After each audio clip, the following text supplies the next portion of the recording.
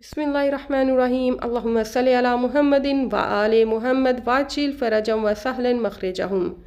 जनाब ज़हरा सलामुल्लाह अलैहा की वलायत कुबरा पर कुरान मजीद की कुछ आयात, बिलखुसूस ये 7 आयात ऐसी हैं कि जो दलील हैं बीबी की वलायत पर। सबसे पहली आयत कुरान मजीद की सूरह अहज़ाब की आयत नंबर 33 है कि जिसे आयत तत्हीर भी कहा जाता है, और सूरह अहज़ाब की ही आयत नंबर 72। तीसरी आयत बीबी की वलायत पर जो दलील है वो सूरह आले इमरान की आयत नंबर 61 जिसे आया मुबाहला भी कहा जाता है, और सूरह बकरा की आयत नंबर 124 और आयत नंबर 37।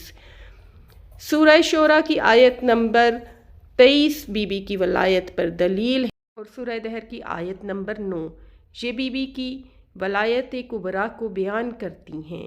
परवरदिगार आलम ने कुरान मजीद में अहले अक्ल के लिए निशानियाँ रखी हैं।